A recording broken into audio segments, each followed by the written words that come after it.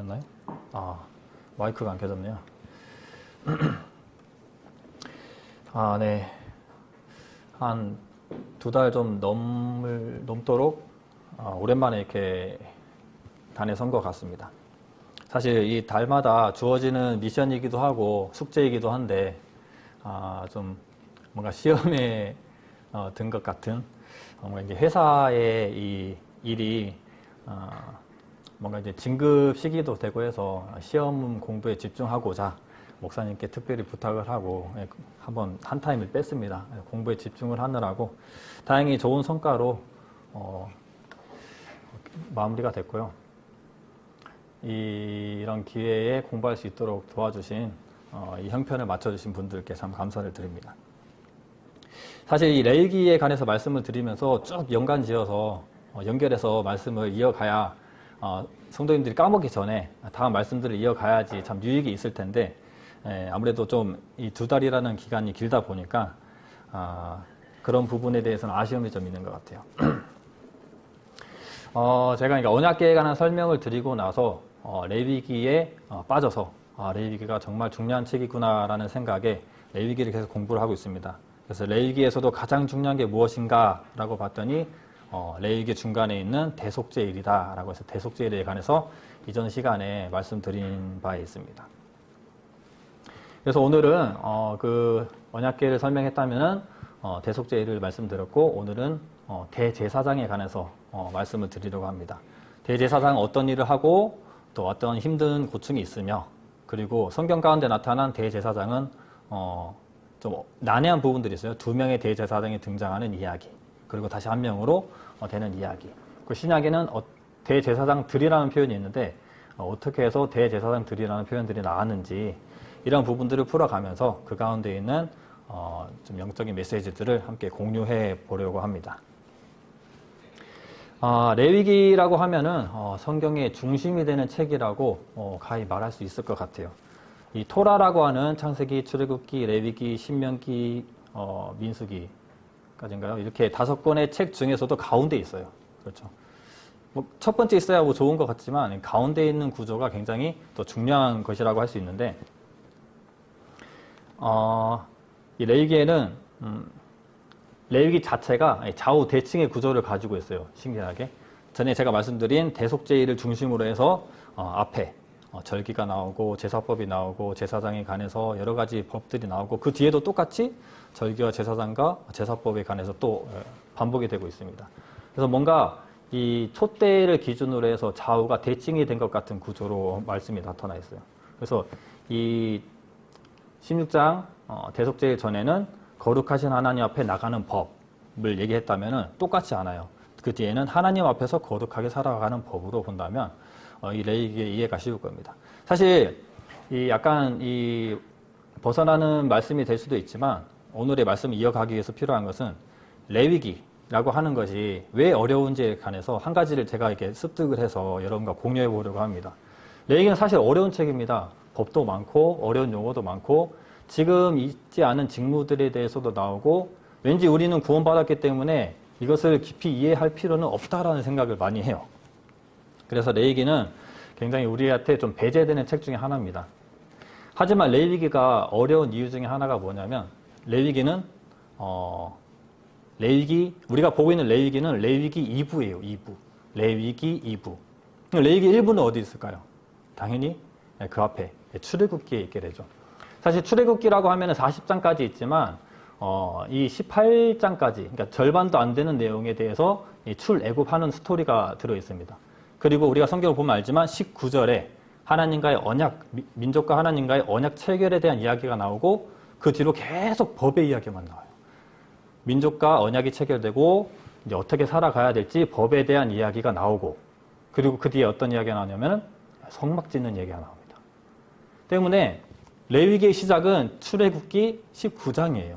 그렇기 때문에 레위기 1부라는 것을 우리가 이해해야 레위기의 구조와 기본적인 이 배경들을 이해를 해야지 이 복잡한 제사법과 이런 것들이 우리에게 들어올 수 있는 겁니다.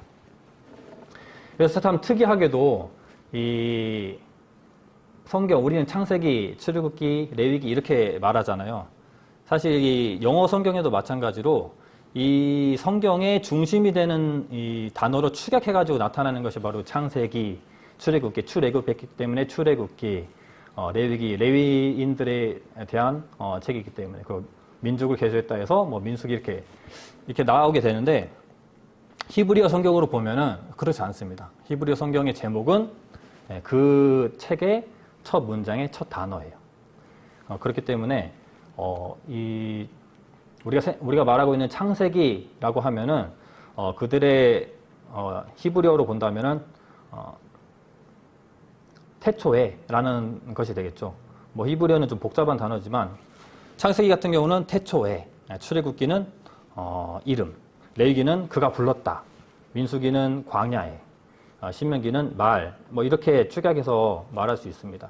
그럼 참 특이한 게 뭐냐면 레위기는 다른 성경들과 다르게 그리고라는 전치사가 붙어서 시작을 하게 돼요. 레위기라는 책의 첫 번째 시작인데 그리고라고 시작하는 것은 당연히 앞에 말씀에 이어지는 이 책이라는 거죠. 그렇기 때문에 이크라라고 하는 단어로 그가 말하셨다라고 하는 게 아니고 그리고 그가 말하셨다 해서 파 이크라라고 얘기를 합니다. 그래서 이 레위기라는 책은 이어지는 책이기 때문에 우리가 출애굽기에 대한 이해가 그리고 출애굽기에서 말하고 있는 시작점이 굉장히 중요해요. 이것을 이해해야지 레위기가 읽어보고 싶은 책이 됩니다. 사실 이 19장의 언약이 체결됩니다. 그리고 어떻게 살아가야 될지 백성들에게 언약들이 주어집니다. 그리고 성막이 지어져요. 이 정도 구상에서 봤을 때 우리가 생각나는 한 가지가 있어요. 이것은 이것과 많이 비슷한데 결혼입니다. 결혼 관계예요. 한 두 존재가 언약으로 인해서 연결이 되고 체결이 되고 그리고 어떻게 살아가야 될지 법을 주게 됩니다. 그리고 처소가 마련되는 성막이 지어져요. 그 성막에는 단순히 그들이 죄를 사하는 그런 기간들만이 아니고 후에 회막이라고 불려지는 만남의 장소거든요.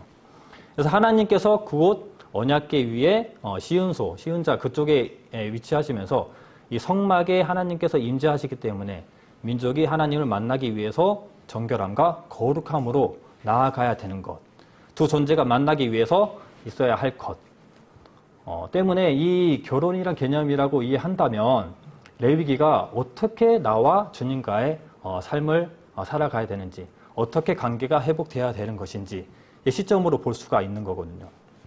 이 시점 굉장히 중요한 것 같아요. 이것을 레위기에서 시작을 하면 이 시점을 찾기가 어렵습니다. 하지만 출애굽기에서 시작을 하면은 레위기가 굉장히 이해가 되는 구조가 이렇게 시작이 되는 거죠. 하지만 이 백성들은 단순히 하나님 앞에 나아가기 위해서 자기가 짐승을 때려잡고 피를 아무 데다가 뿌리고 이렇게 할 수가 없어요. 정해진 장소에서 해야 하되 누가 있어야 되냐면은 제사장이 있어야 돼요. 제사장이 있어야 되고 제사장 중에 기름 부은 받은 사람을 대제사장이라고 하는데 이 앞번에 말씀드린 대속죄일에 대제사장이 그 일을 집행하고 그 일을 진행해야지 백성들이 정결함과 거룩함으로 하나님 앞에 회복이 되는 겁니다. 때문에 이 제사장이라는 것이 굉장히 중요해요. 후에 이 로마의 사제를 보면 제사장과 비슷한 일을 한다라고 해서 폰티펙스라고 하는 다리 놓는 사람들이라는 표현을 씁니다. 그러니까 제사장은 이렇게 해석을 해도 될 것 같아요. 나와 주님과의 끊어진 다리를 이어주는 다리 놓는 사람들. 때문에 제사장, 대제사장이라고 하는 사람들은 굉장히 중요한 임무예요. 살아가는 두 사람 사이에 중재자의 역할이거든요. 그래서 이들이 과연 어떠한 삶을 살아가고 또 어떻게 이 성경 속에 스토리가 자리 잡고 있는지 오늘 여러분께 좀 함께 공유해 보려고 합니다. 제사장직은 쉬운 직이 아니에요. 그렇죠? 남들 보기에 정말 대단한 자리에 앉아 있어서 그들의 특별한 임무 때문에 부러움을 살 수도 있겠지만 그들은 굉장히 이게 어려움과 긴장감과 이런 것들이 항상 있어요. 제사장은 이 조심해야 할 것들도 한두 가지가 아닙니다. 항상 정결해야 되고, 정결이라고 하는 것은 우리 사람이 법 안에서 최대한 하나님 앞에서 거룩해질 수 있는 단계가 정결인 것 같아요. 하지만 양의 피로 인해서 피가 있어야만이, 제사가 있어야만이 이제 거룩의 단계로 갈 수 있는 겁니다. 때문에 제사장이 먼저 제사를 드리고 그들이 거룩해지고 나서 그리고 백성을 위해서 이제 제사를 지내는 순서가 있는 거죠. 근데 그들을 보면은 가족이 죽었을 때 시체를 만질 수 없어요. 대제사장 같은 경우는 가족이 죽었을 때 시체를 만질 수도 없어요. 혹 직무 중일 때 가족이 죽게 되면은 가지도 못합니다. 직무 중에는 성소를 떠날 수가 없어요. 그리고 우리가 이해하겠지만 반드시 처녀인 이스라엘 사람과 결혼을 꼭 해야 됩니다. 여러 가지 것들이 있는데 생략을 하고 이제 신체의 결함이 또 있으면 안 돼요. 이런 건 좀 특이하더라고요. 신체 결함은 타고나는 것들도 있고 그런데 왜 이것이 자격 조건에 들어가는지 봤더니 약간 정한 재물과 좀 비슷하다는 생각이 듭니다. 이 성경에 보면 그들에게 결함이 있으면 안 되는데 소경, 절뚝발이, 코가 비뚤어진 자, 손가락 발가락이 더 있는 자, 덜 있는 자, 혹 부러진 사람, 곱추, 난쟁이, 피부병, 고자 이렇게 성경에 나와 있는 내용 그대로 말씀을 드립니다. 그 뒤에 이어서 나오는 것이 부정한 재물에 관해서 나오고 있어요. 아까 말씀드린 것처럼 소경, 절뚝발이 이렇게 나왔잖아요. 부정한 재물도 비슷해요. 눈먼 것, 저는 것, 굽이 갈라진 것, 피부병, 종기 난 것, 비정상적으로 크거나 작은 것, 그리고 고자.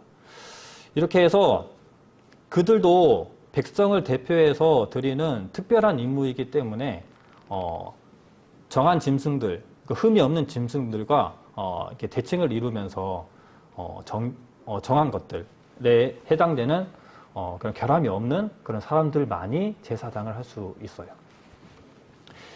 근데 그들의 직무를 보면 율법을 가르치고 우리가 다 알고 있는 내용이죠. 하나님의 뜻을 묻기도 하고 문둥병자를 구별하고 피부가 어쩐지 이런 것도 다 구별해야 돼요. 그러니까 의사의 역할도 해야 되고 가르치는 선생의 역할도 해야 되고 구별해주는 역할도 다 해야 되고 재판의 역할도 해야 되고 가늠한 여인이 오면은 그 일을 구별해주는 특별한 그 방법 있죠. 그것도 해야 되고 나실인, 성결, 제물, 서원제 드리는 일에도 다 참여를 해야 됩니다. 굉장히 하는 일도 많고 그리고 신체의 조건도 그렇고 또 하지 말아야 될 것도 있고 조심해야 될 것도 있고 대제사장 같은 경우는 1년에 한 번 있는 그 일을 집행하기 위해서 진짜 흠이 없도록 부정을 타지 않도록 다치지 않도록 굉장히 조심했을 거예요. 아무튼 대제사장이나 이 제사장들은 이렇게 일을 했었는데 이 제사장이나 대제사장이라고 해서 죄악을 피할 수 있는 것은 아니에요. 왜냐하면 똑같은 사람이기 때문입니다. 그들만의 무슨 특별한 능력이 있거나 절제의 능력이 있는 건 아닙니다.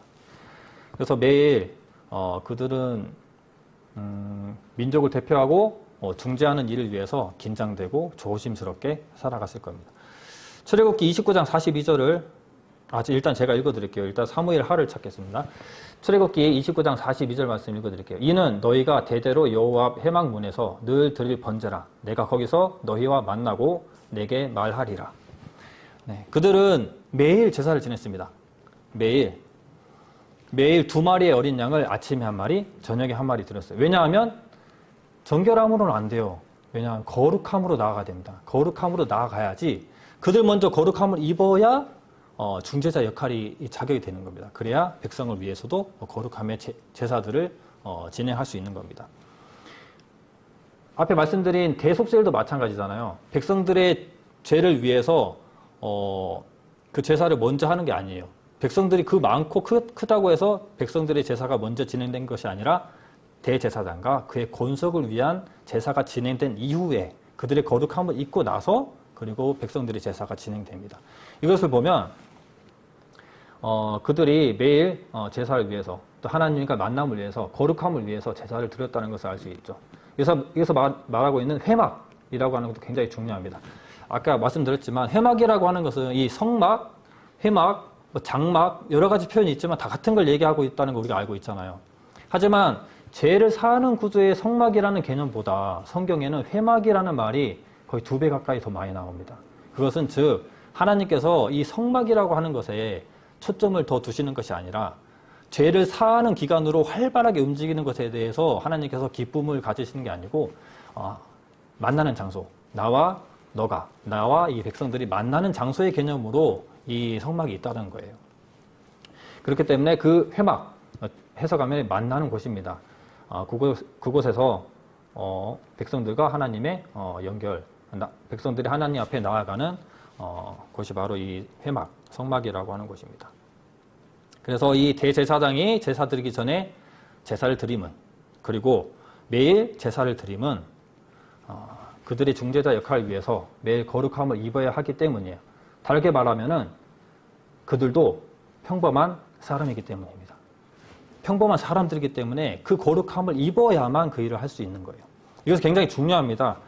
그래서 이 뒤에 보면 대제사장의 이야기들 가운데 성경 속에 보면은 정말 실수, 그리고 죽임, 선택, 이런 일들이 굉장히 많이 나타나요. 절대적이지 않아요. 왜냐하면 이들도 사람이기 때문입니다. 이제 이 성경 속에 있는 제사장들에 대한 이야기를 말씀드릴 텐데요. 성경 중간쯤 가다 보면 다윗 시대에 대제사장이 2명인 부분이 나타나게 됩니다. 사독과 아비아달, 이 두 아히멜렉 혹은 그의 아들 아비아달. 성경 한번 찾아볼게요. 사무엘하 8장 16절 17절입니다. 사무엘하 8장 16절 17절입니다.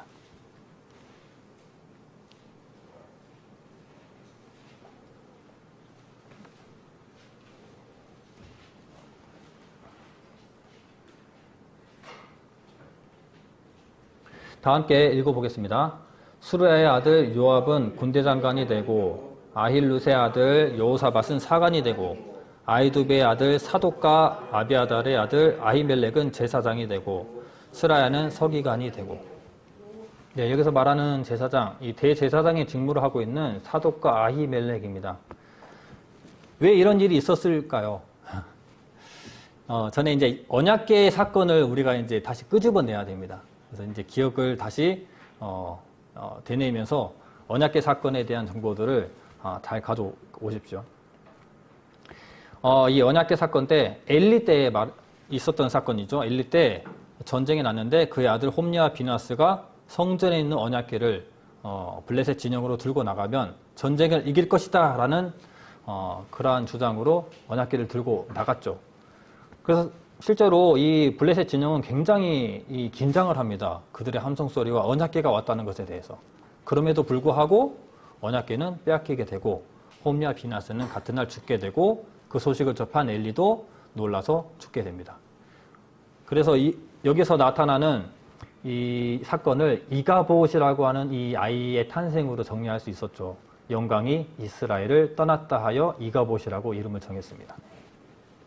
결국 언약궤는 예루살렘을 떠나버렸어요. 그래서 후에 이 블레셋 땅에 있는 언약궤, 결국 다윗 시대에 다윗의 장막으로 오게 되지만 장막은 남아있잖아요. 성막은 남아있었는데 그 성막이 결국 실로에 있었지만 후에 놉당으로 이전하게 됩니다. 놉당은 예루살렘 가까이 있는 땅인데 놉당에 이전했다는 것을 우리가 알 수 있는 것은 사울이 다윗을 잡으러 갔는데 놉당에 있는 제사장들에게 가게 돼요. 그래서 그들의 그 성막에서 그들을 다 몰살하는 스토리가 있잖아요. 그래서 놉당으로 가게 되는데 결국 후에 기본 산당으로 또 오게 되죠. 그래서 이 성막이 두 조각이 난 겁니다. 가장 중요한 언약궤가 따로 놀고 성막은 성막의 제 역할을 하지 못하면서 이리저리 떠돌아다니게 돼요. 그래서 이때는 두 성막의 이 공간이 있잖아요. 언약궤만 가지고 있는 다윗의 장막, 그리고 언약궤는 없지만 안고 없는 찐빵이지만 이 성막의 기물들, 모세 때에 있었던 성막이 그리 같더라라고 하는 내용들을 보면은 모세 때의 성막들이 자리하고 있었어요. 그래서 두 기관에 제사장들이 있었고 대제사장들이 있게 되기 때문에 2명의 대제사장이 나온 겁니다. 그래서 이 성막의 이동 경로를 말씀드리면 길갈에서 시작합니다. 모세 때.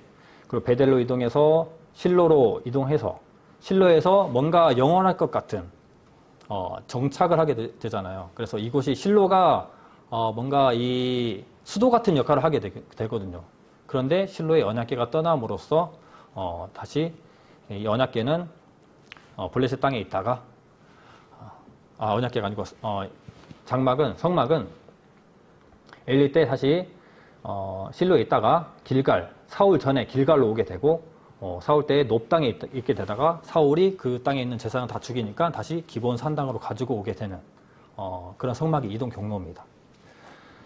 사무엘상 21장 1절 말씀을 한번 읽어보겠습니다. 사무엘상 21장 1절입니다.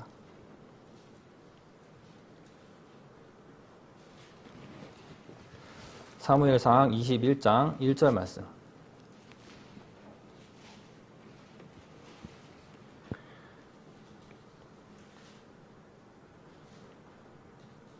네, 다 같이 읽어보겠습니다.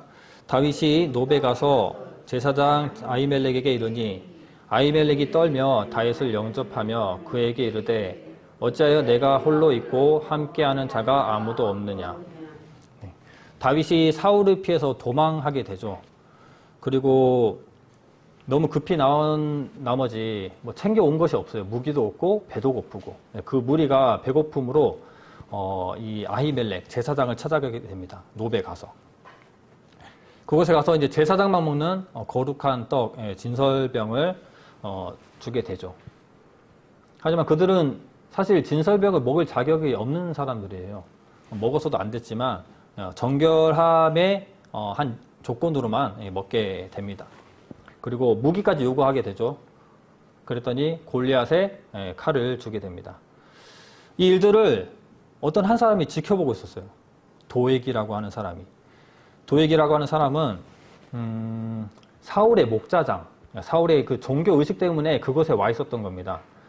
그래서 이 도액이라는 사람이 사울에게 이 정보를 넘겨주죠. 다윗 도망 다니다가 이곳에 와서 밥도 먹고 무기도 가져갔다 해서 사울이 그곳에 가게 됩니다. 그래서 그들을 다 죽여버리죠. 하지만 한 사람이 살아남습니다. 바로 아히멜렉의 아들이 살아나게 되죠. 그래서 이 아들 아비아달이 도망하여 목숨을 구하고 다윗에게로 가게 돼요. 그렇게 해서 두 사람을 만나게 돼요. 아히멜렉이라고 하는 제사장과 그곳에 있었던 사독이라고 하는 대제사장이 만나게 됩니다. 그래서 언약궤 이탈로 성전이 분리게 됐기 때문에 이 두 대제사장이 생기게 되는 거죠. 근데 이 두 대제사장은 한 곳에서 만났지만 처음에는 합심해서 일들을 잘 풀어갑니다. 그 일이 바로 압살롬의 반역이에요. 이 압살롬의 반역이 있었는데 이때 두 대제사장의 역할이 굉장히 중요합니다. 이 다윗이 아들 압살롬이 반역을 할 때 성에 대혼란이 오죠. 다윗은 부랴부랴 도망칠 생각을 하고 많은 사람들과 함께 떠나게 되는데 이 두 대제사장이 따라 나섭니다. 어떻게 따라 나섰냐면 언약궤를 들고 나와요. 사무엘하 15장 25절 말씀을 한번 찾아볼게요. 사무엘 상하 쪽에서 좀 많이 찾아보도록 하겠습니다. 사무엘하 15장 25절입니다. 이 스토리만 이렇게 진행되다 보니까 지루한 게 좀 있거든요. 졸릴 수도 있으니 함께 다 같이 읽어보도록 하겠습니다. 왕이 사독에게 이르되 하나님의 궤를 성으로 도로 메어가라. 만일 내가 여호와 앞에서 은혜를 얻으면 도로 나를 인도하사 내게 그 궤와 그 계신 데를 보이시리라.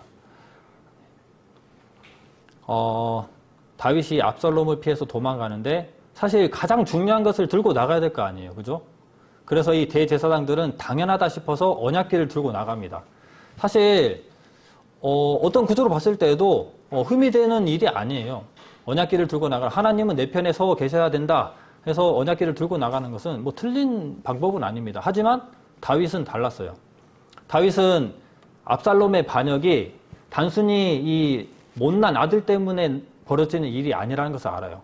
왜 이런 일들이 생기는지를 받아들이는 겁니다. 다윗에게는 아주 치명적인 죄가 있었잖아요. 그렇죠?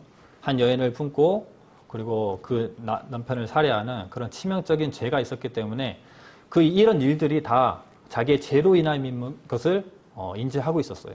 그렇기 때문에 언약궤를 들고 나가는 것은 마치 엘리 아들들 홈리와 비느하스가 언약궤를 메고 전장으로 나아가는 것과 다르지 않습니다.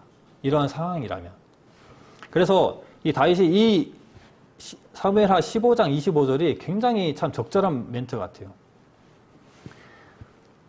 내가 하나님 앞에 은혜를 입으면 하나님께서 나를 용서하시면 내가 언약궤 앞으로, 하나님 앞으로 올 수 있는 형편이 될 것이다 라고 말하는 거죠.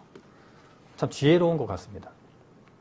그래서 이 긴박한 상황에 언약궤를 들고 나오는 제사장들은 도로 언약궤를 가지고 그곳에 남게 됩니다. 이 대제사장들은 그곳에 남을 명분이 돼요. 있어도 죽임을 받지 않습니다. 왜냐하면 제사의 임무를 해야 되는 대제사장들이기 때문이에요. 하지만 그들은 스파이의 역할을 합니다. 대제사장들이지만 거기에 있었던 귀한 정보들을 자기 아들들에게 보내게 되고 그 아들들이 그 정보를 가지고 다윗에게로 달려가는 그러한 구조의 이 메신저 역할을 하게 돼요.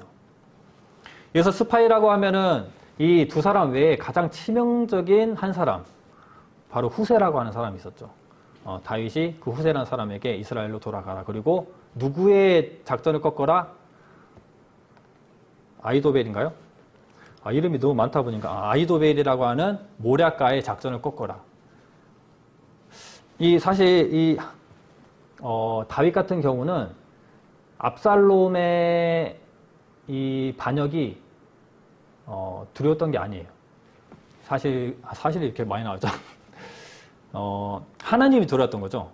그리고 육신적으로 가장 두려웠던 인물은 압살롬이 아니라 아히도벨입니다. 아히도벨의 모략은 굉장히 강해요. 예, 탁월하죠. 틀림이 없어요. 그래서 이 아히도벨이 지금 바로 따라붙어야 된다. 지금 따라붙지 않으면 안 된다. 라고 하니까 후세가 그 일을 흐트러 버립니다. 지금 가면 안 된다. 다윗이 누군지 모르냐. 그 용사들의 그 용맹함을 모르냐. 라고 하면서 많은 사람들의 마음을 사버려요. 그러다 보니까 이 아히도벨이 자기는 확신이 정말 100%가 있었나 봐요. 이 작전은 틀렸다. 후세의 작전 따라가다 보면 분명 우리는 다 죽임을 당할 것이다. 이 반역이 들통나고 후에는 다 심판받을 것이다. 라는 걸 알기 때문에 그 작전이 틀어지자마자 고향으로 돌아가서 자살하게 됩니다. 그런 인물이에요. 아히도벨은 그만큼 이 전쟁의 모략에 대해서 정말 확신이 있었던 그런 사람이었던 것 같아요. 그래서 이 소식을 이 대제사장이 자기 아들들에게 말합니다. 빨리 가서 더 멀리 도망치라고 얘기해라. 근데 두 아들이 도망가다가 또 우물에 숨게 되는 스토리. 그게 바로 이 대제사장의 아들들의 이야기입니다. 그래서 이 결론적으로 봤을 때 이 두 제사장이 압살롬의 반역이라고 하는 큰 위기를 각각 두 아들과 또 후세라고 하는 이 사람과 함께 잘 해내서 결국 일들이 잘 마무리되고 다윗이 돌아오게 되죠. 다윗에게 충성을 다하고 올바른 길을 선택함으로써 그 임무를 잘 수행했던 것들을 보게 됩니다. 두 명의 대제사장이라 할지라도 한 마음으로 한 방향으로 나아가게 되면 이렇게 문제될 것이 하나도 없어요. 그렇죠. 하지만 그 이후에 한 사건으로 두 사람의 운명이 엇갈리게 돼요. 바로 이제 솔로몬이 왕에 올라가는 그 순간입니다. 한 사람은 솔로몬 편에 서지만 한 사람이 먼저 솔로몬이 왕이 되기 전에 시끄럽게 떠들었던 자칭 내가 왕이다 라고 했던 사람이 있죠. 바로 아도니아라고 하는 다윗의 아들입니다. 뭐 자기 경쟁자도 없어요. 내가 당연히 왕이 되겠지라는 그런 확신이 있었을 거예요. 우리가 성경을 봐도 그 뒤에 스토리를 모른다면은 아도니아가 왕이 될 수 있겠다 싶을 정도예요. 왜냐하면 이 성경에 보면 아도니아는 어떠한 사람이라고 얘기하냐면 한 번도 왕을 섭섭하게 한 적이 없는 그런 아들입니다. 그런데 그런 인물이 누가 봐도 내가 왕이 될 것 같으니까 그 확신에 자칭 왕을 선포해버려요. 누구와 함께? 바로 군대장관 요압도 굉장히 좀 이 욕망적인 사람이죠. 요압과 그리고 대제사장 아비아달. 아까 말했던 아까 있었던 아비아달과 사독 중에 아비아달이라는 사람이 이 잘못된 길로 들어서 버려요. 그러니까 솔로몬 편에는 대제사장 사독이 있고요. 그리고 후에 솔로몬의 군대 장관이 될 분하야라고 하는 인물이 있고 선지자 나단 그리고 다윗의 용사들이 있게 됩니다. 이 일에 결국 당연히 솔로몬이 왕이 되고 아도니아와 요압은 죽임을 당하게 됩니다. 그리고 대제사장도 죽임을 당해야 되지만 그 이전에 좋은 이력이 있잖아요. 그래서 목숨을 살려줍니다. 열왕기상 2장 26절, 27절 말씀. 열왕기상 2장 26절로 27절 제가 읽어드리겠습니다. 왕이 제사장 아비아달에게 이르되 내 고향 아나돗으로 가라. 너는 마땅히 죽을 자로 돼. 내가 내 부친 다윗 앞에서 주 여호와의 계를 메었고 또 내 부친이 모든 환난을 받을 때에 너도 환난을 받았은즉 내가 오늘날 너를 죽이지 아니하노라 하고 아비아달을 쫓아내어 여호와의 제사장 직분을 파면하니 여호와께서 실로에서 엘리의 집에 대하여 하신 말씀을 응하게 함이더라. 엘리의 제사장의 집에 대해서 한 저주는 이 일뿐만 아니고 여러 가지들이 이루어지게 됩니다. 엘리 제사장의 너희 집에 뭐가 없게 하겠다? 노인이 없게 하겠다라고 하는 것은 그들이 직무하고 있었던 놉당에서 제사장들이 모두 말살당하는 것에 대한 예언의 성취로 이루어집니다. 하지만 놉당에 있는 제사장들이 악한 일을 한 게 아니에요. 좋은 일을 했습니다. 다윗을 위해서 은혜를 베풀었고 무기도 줬습니다. 하지만 이 저주의 성취라고도 볼 수 있는 것은 노인이 없을 것이다. 그렇다고 해서 젊은 사람의 기준으로 보는 게 아닙니다. 이 노인의 기준은 생각보다 나이가 이 논란이 많은데 나이가 상당히 좀 높더라고요. 충분히 그들의 제사장의 직무를 다 끝내도 되는 그런 시간들이었습니다. 아무튼 이렇게 엘리의 집에 하신 말씀이 응하게 되는데 엘리라고 하는 인물은 우리가 여기서 이제 한 가지 좀 정리해야 될 것이 아론에게는 4명의 아들이 있었죠. 나답이 있었고 아비후가 있었어요. 나답과 아비후는 다른 불을 들여서 죽임을 당하게 됐죠. 그리고 남았던 인물이 엘르아살과 이다말입니다. 엘르아살 라인으로 온 사람이 사독이고 이다말의 라인으로 온 사람이 엘리 그리고 이 아비아달이에요. 때문에 이 이다말 라인들이 후에는 없어집니다. 솔로몬 때에도 남아 있어요. 왜냐하면 여기는 이다말의 라인들이 다 죽임을 당한 게 아니거든요. 다 파면 당한 게 아니거든요. 제사장의 직무를 하게 되는데 엘르아살의 16개 조, 이다말의 8개 조로 해서 24개 조로 편성이 되는데 후에 포로 이후에 그들이 다시 회복했을 때 에스겔서 44장 15절에 보면은 포로기 이후에는 사독 계열의 제사장들을 칭찬하고 그들만이 제사장의 길을 갈 수 있다라고 이렇게 말을 합니다. 이렇게 해서 분리된 대제사장은 하나로 다시 만들어지게 됐어요. 그러다 성막은 어떻게 됐는가? 성경을 찾아서 한번 말씀드리겠습니다. 열왕기상 3장 2절로 4절입니다. 열왕기상 3장 2절로 4절입니다.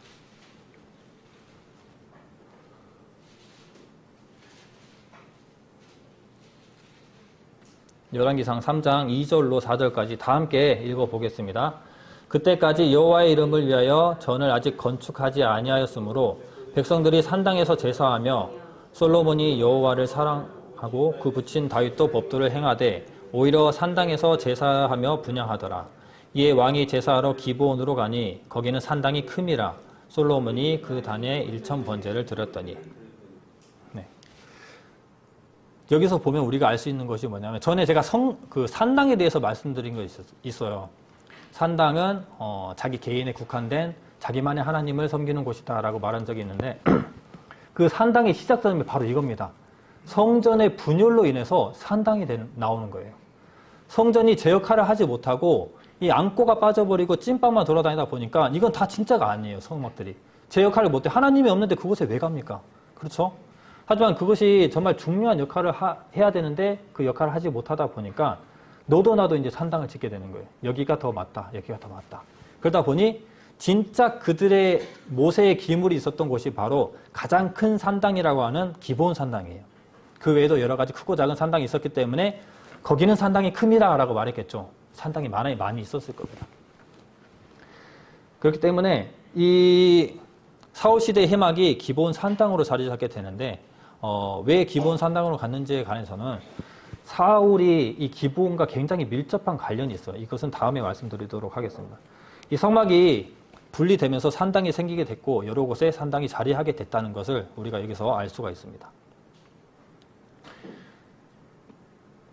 하지만 솔로몬 때 이 분리된 성막이 하나가 되는 거죠. 그렇죠? 이 대제사장이 한 명의 대제사장이 하나인 성전에서 직무를 하게 되는 일이 솔로몬의 성전, 통해서 회복이 되게 됩니다. 그러니까 다윗의 분열, 다윗의 통일 왕국으로 인해서 대제사장이 하나가 되고 솔로몬의 성전을 통해서 성전이 하나가 되는 겁니다. 물론 남아있는 이런 산당들은 많이 남아있고요. 그렇다면 후에는 대제사장은 어떻게 되는가? 아까 말씀드린 대로 에스겔서에서 나왔던 것처럼 사독 계열이 선택을 받았어요. 때문에 사독 계열로 오는 사람 중에 제사장이 누구냐면은 에스라입니다. 에스라. 그러니까 에스라가 나왔던 것을 보면 그들이 포로 시대 이후에도 그들은 선택받은 대제사장의 역할을 했다는 겁니다. 하지만 그 이후에는 달라요. 그 이후에는 계속 이제 제국주의가 일어서게 되잖아요. 헬레니즘 문화, 헬레니즘의 제국이 일어나게 되고 또 로마 제국이 일어나게 되죠. 이때는 그들의 왕, 사실 대제사장이라고 하는 사람은 왕의 개념은 아니지만 왕은 따로 있었잖아요. 하지만 왕의 개념을 잃어버린 이스라엘에게 대제사장은 왕의 역할을 동시에 하게 되는 굉장히 큰 역할의 인물이 됩니다. 그래서 헬레니즘 이 제국 때부터 그들의 제국에서 이 대제사장을 임명해 줘 버려요. 왜냐하면 자기 말 잘 듣고 세금 잘 걷어주는 사람을 선택해야지 나라의 발전과 자기 제국의 발전이 있을 거 아닙니까? 그리고 이 헬레니즘 제국이 지나가고 나서 나타나는 것이 바로 로마 제국인데 이때 이스라엘의 큰 역할을 하는 사람이 큰 역할이라기보다 큰 악당이라고 해야 되나? 이 헤롯이 등장하게 되잖아요. 헤롯이 봤을 때 나는 정말 왕이 되고 싶어. 이 이스라엘에. 하지만 대제사장의 자격이 안 돼. 그렇죠? 그래서 헤롯은 그 이스라엘 사람들과 연결이 되어서 그 후손들 중에 자기 사위에게 자식들에게 대제사장을 임명해 줘 버립니다. 그래서 이 이름들이 굉장히 어렵더라고요. 아나넬, 아리스토블루스, 마따디아, 요아살 등등이 이 헤롯으로 인해서 이 임명이 되고 후에는 예수님 시대에는 총독이 로마 총독이 임명하게 돼요. 이렇게 AD 6년부터 안나스, 엘르아살, 가야바, 요나단, 테오빌로 등 안나스라고 하는 제사장 가문이 그의 아들들과 좀 꽤 오랫동안 이 대제사장을 하게 됩니다. 아그리파 1세가 또 임명을 하고 또 로마 총독이 다시 임명을 하고 다시 또 헤롯 가문이 임명을 하고 복잡해요. 1년에 몇 번도 바뀌기도 하고 뭐 1년, 2년, 3년 가기도 하고 뭐 정해진 것도 없고 정해진 기한도 없어요. 왜냐하면 뭐 대세가 바뀌고 정권이 바뀌면 대제사장도 바뀌는 겁니다. 그들에게 충성하는 사람들을 세워서 자기에게 이익이 되는 그런 이익 구조로 바뀌게 되는 거예요. 그래서 대제사장들이라고 하는 것은 1년을 하든 2년 하든 잠시 잠깐 하든 전 대제사장이라도 다 대제사장들이라고 대제사장으로 이름을 불러줍니다. 때문에 한 번 했던 사람들은 다 대제사장이 되는 거예요. 칭하기를. 그렇게 해서 대제사장들이라는 용어가 나오게 되는 겁니다. 여기서 보면 우리가 이 대제사장이라는 사람이 뭔가 선택받아서 영원히 갈 것 같았지만 혈통과 정통성을 잃어버렸다는 것을 우리가 알게 되죠. 이 대제사장은 국익을 위해서 그리고 이 제국의 국익을 위해서 움직였던 그리고 거기에 합당하게 움직였던 사람들이 임명됐던 것을 알 수 있습니다. 더 중요한 것은 사실 대제사장 대신은 예수 그리스도의 등장이 있었기 때문에 그들의 계열이 없어진 것 같다는 생각이 들어요. 예수 그리스도의 등장과 완성이 성전의 휘장을 찢어버린 것은 성막의 필요가 없다는 거잖아요. 예수 그리스도의 그 단번에 드린 제사로 대제사장의 임무도 필요 없다는 겁니다. 그래서 그들의 제사가 필요 없고 동시에 제사장이 필요 없기 때문에 이 신약의 대제사장이라는 개념은 우리가 예수 그리스도 한 분만 기억하면 될 것 같아요. 사무엘상 2장 35절 말씀 한번 찾아보겠습니다. 사무엘상 2장 35절 말씀입니다. 사무엘상 2장 35절 다 함께 읽어보겠습니다. 내가 나를 위하여 충실한 제사장을 일으키리니 그 사람은 내 마음 내 뜻대로 행할 것이라. 내가 그를 위하여 견고한 집을 세우리니 그가 나의 기름 부음 받은 자 앞에서 영구히 행하리라. 이 말씀을 객관적으로 해석하면은 사독의 계열에 대한 예언입니다. 누군가는 사무엘이다, 아니다, 다윗이다 얘기하지만 사무엘의 해석으로 보기에도 다윗의 조건이 안 맞고 다윗의 해석이다라고 하기에도 사무엘의 조건이 안 맞아요. 그런데 이 두 가지를 통합해서 완성하는 이 인물이 바로 사독이라고 하는 사람의 계열이거든요. 하지만 이 다중성 있게 해석이 되는 이 내용이기도 해요. 근데 이 다중성 있게 해석이 되지만 그 결국 예수 그리스도에 대한 예언으로 이어집니다. 이것은. 그래서 이 사독의 계열에 대한 예언으로 볼 수도 있지만 우리가 후에 등장할 충실한 제사장, 그 영구히 행할 예수 그리스도를 우리가 얘기할 수 있어요.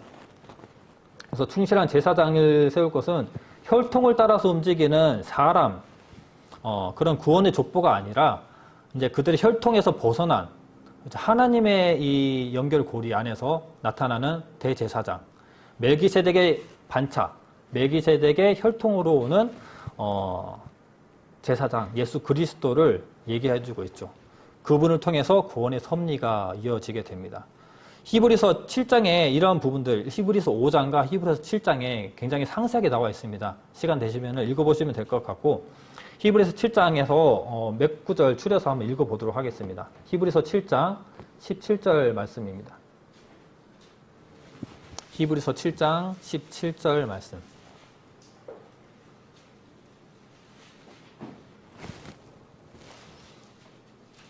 제가 읽어드리겠습니다. 증거하기를 내가 영원히 멜기세덱의 반차를 쫓는 제사장이라 하였도다. 이것은 이제 시편에 나온 말씀을 인용한 구절이죠. 그리고 히브리서 7장 23절로 26절 말씀을 다 함께 읽어보겠습니다. 저희 제사장 된 자의 수요가 많은 것은 죽음을 인하여 항상 잊지 못함이로되 예수는 영원히 계심으로 그 제사 직분도 갈리지 아니하나니 그러므로 자기를 힘입어 하나님께 나아가는 자들을 온전히 구원하실 수 있으니 이는 그가 항상 살아서 저희를 위하여 간구하심이니라. 이러한 대제사장은 우리에게 합당하니 거룩하고 악이 없고 더러움이 없고 죄인에게서 떠나 계시고 하늘보다 높이 되신 자라. 자, 이 구절을 보면 오늘 여러분께 말씀드린 내용에 대해서 예수 그리스도가 대제사장이다라고 하는 그 선포를 하고 있는 것과 같아요. 사람 대제사장은 죽음으로 영원하지 못합니다. 그리고 불안해요. 흠이 있고 죄도 짓습니다. 때문에 예수님은 영원한 대제사장으로 오셨다라는 것을 말해주고 있고, 대제사장이신 예수 그리스도를 통해서 하나님께 나아갈 수 있다. 사람 제사장은 불안하지만 하나님 앞에 중재자 역할로 이렇게 나아갈 수 있지만 불안한 사람이기 때문에 예수 그리스도를 통해서도 하나님께 나아갈 수 있는 그 똑같은 원리와 구조를 비교대조해서 이렇게 설명해 주는 부분이죠. 그리고 예수 그리스도는 대제사장이 되기에 충분한 조건을 가졌다. 이렇게 말하고 있죠. 거룩하고 악이 없고 더러움이 없고 죄인에게서 떠나 계시다. 정결하고 거룩하고 죄가 없으신 예수 그리스도는 이런 조건에 대해서는 뭐 생각할 것도 아니죠. 그 위에 27, 28절을 보면 예수님이 제사장이 먼저 죄를 씻는 행위마저 필요 없다는 것은 예수님이 대제사장 되시지만 동시에 뭐가 되시나요? 제물이 되십니다. 그렇죠. 제물이 되시기 때문에 단번에 완전한 제사를 이루시는 거예요.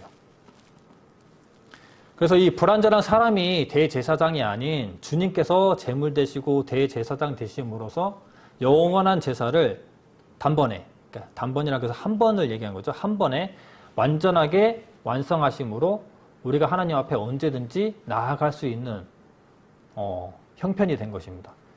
이것은 우리가 단순히 받아들이기에는 너무 큰 거예요. 예전에는 하나님 앞에 나아가기 위해서 정결해야 되고 부정한 것들을 피해야 되고 그리고 제사를 지내야 되고 제사장이 제사를 지내야 되고 거룩함을 입은 그 제사장들이 우리를 위해서 또 그 일들을 해줘야 되고 우리가 거룩하고 입었을 때 하나님 앞에 나아가야 되는 아주 복잡하고도 그리고 또 동시에 재물을 잡는 행위들 잔인했잖아요. 그렇잖아요.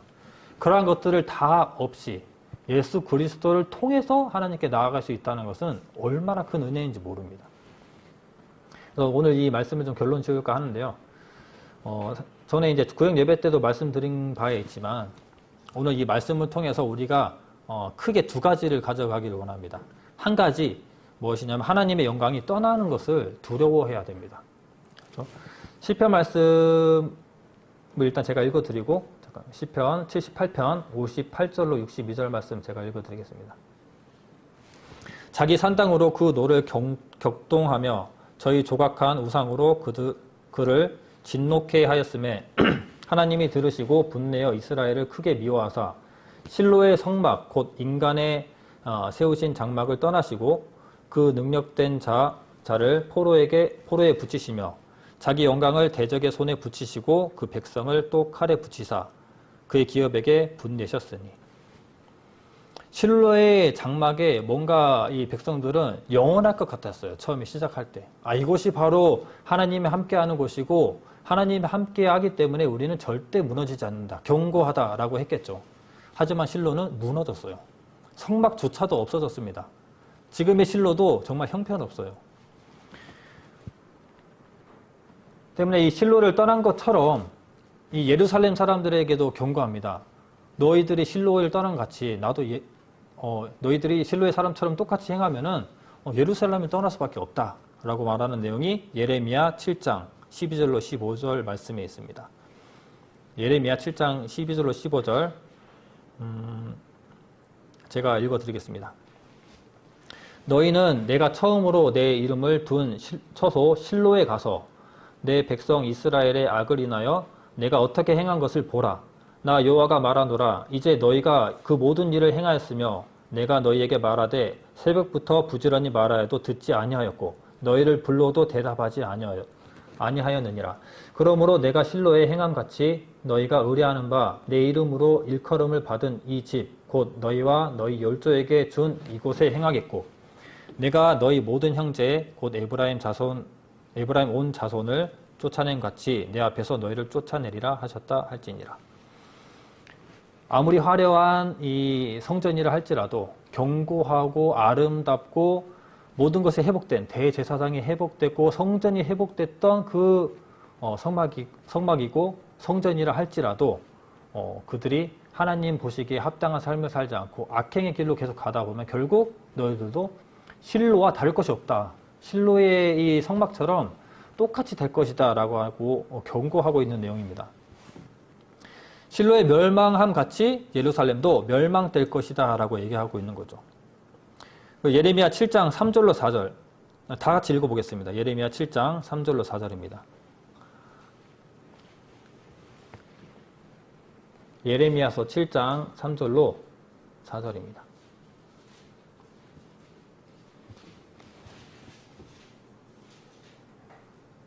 다 함께 읽어보겠습니다.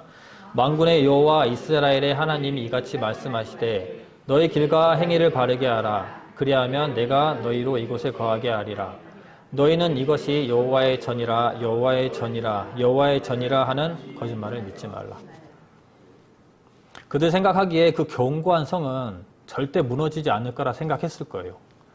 뭔가 솔로몬 때 이 북위 영화가 또 엄청 강해지고 영토가 넓어지고 이 좋은 일들이 이렇게 계속 생기게 되잖아요. 하지만 그들의 제약 가운데 있는 그들의 행실을 돌아보지 못하고 무슨 소리야? 뭐가 망해? 여호와의 전이야. 이것은 여호와의 전이야. 여호와의 전이야. 절대 멸망하지 않아. 라고 말하는 것을 하나님께서는 그 거짓말에 속지 말라고 하십니다. 그 행실에 따라서 누구든 넘어질 수 있어요. 집안도 마찬가지입니다. 아무리 그리스도인의 집안이라고 해도 그 집이 하나님의 뜻에 어긋나는 길로만 가게 된다면은 그 집은 무너질 수밖에 없습니다. 그 교회도 마찬가지예요. 아무리 복음주의 교회고 정말 구별된 교회고 올바른 소리를 외치는 교회라 할지라도 그들의 행실들과 방향이 올바르지 않고 흐트러지거나 주님 보시기에 악행을 행하거나 기쁨이 되지 못하는 교회들은 결국 또 무너질 수밖에 없는 겁니다. 오늘 이 여러 가지 상황들을 봤는데 비교되는 상황들이 있어요. 그런 상황들을 봤을 때 우리가 메시지를 명확하게 받을 수 있습니다. 하나님의 기준에 선 사람과 그리고 사람의 기준에 선 사람과 그리고 하나님의 마음으로 일을 하는 사람과 사람의 소욕으로 하는 사람. 이 두 대제사장의 모습도 그렇고 엘리의 그 아들들의 선택과 이 제사장님들의 선택도 그렇고 그리고 두 라인들을 보면서 이들의 결말들을 보면서 결국 이 비교되는 이 상황들이 우리에게 아주 명확한 메시지를 주게 되는 거죠. 나답과 아비후도 마찬가지입니다. 나답은 당연히 본인이 장자이기 때문에 대제사장이 될까라고 생각을 했을 거예요. 하지만 내가 대제사장인데 쉽게 죽겠어 싶었겠죠. 근데 그 실수 하나 때문에 그리고 잘못된 악행그 하나 때문에 죽임을 당하게 되고 다른 사람이 대제사장이 되게 되죠. 이것을 보면은 촛대를 옮기시는 하나님을 정말 우리는 두려워해야 됩니다. 한때 저는 이런 생각을 많이 했었어요. 다들 이야기를 해보면 그런 생각들을 해본 적이 있는 분들이 있더라고요. 나는 그리스도인이니까 다치지 않아. 죽지 않아. 하나님이 나를 쓰셔야 되니까 난 죽지 않아. 병들지 않아. 이런 생각을 한 적이 있습니다.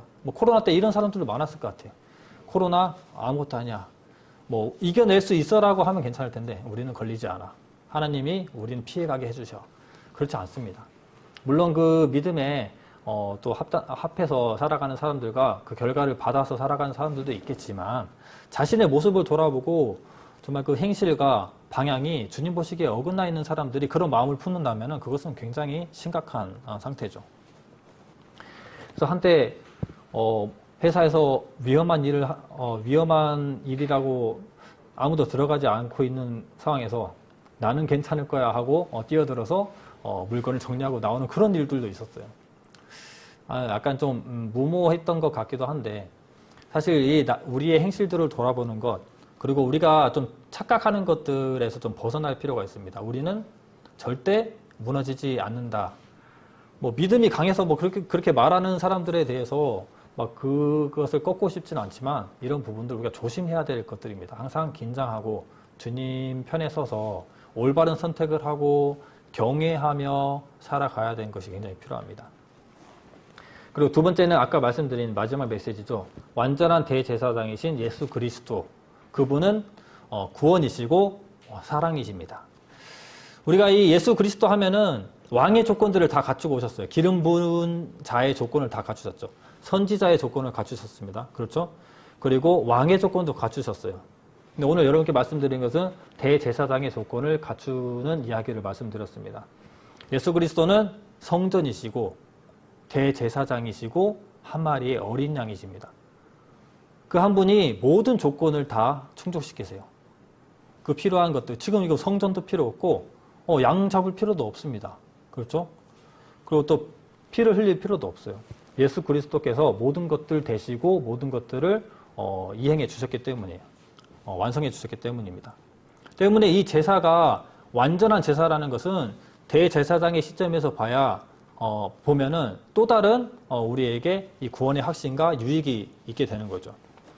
그러니까 우리는 연약한 지체지만 이 모습을 보면서 예수 그리스도를 통해서 달라질 수 있다는 것을 알 수 있습니다. 그리고 분명히 넘어질 수밖에 없는 연약한 지체인 사람이지만 예수 그리스도의 그 대제사장 되시는 그 사랑을 기억하면서 그분을 닮아가고자 할 때 그 싸움을 그치지 않고 달려갈 때 주님은 우리를 돌아보시고 분명히 힘 주시리라 생각됩니다. 이 마지막 때에 사랑이 식어간다, 교회가 힘들다 이러다가 큰일 난다라고 하지만 우리가 정말 마음을 하나님께로 향하고 정말 예수님을 닮아가고 그 사랑에 대해서 이 뜨거움을 회복한다면은 하나님께서 분명히 힘 주시고 이 교회를 돌보시고 부응해 주실 것이라는 확신이 있습니다.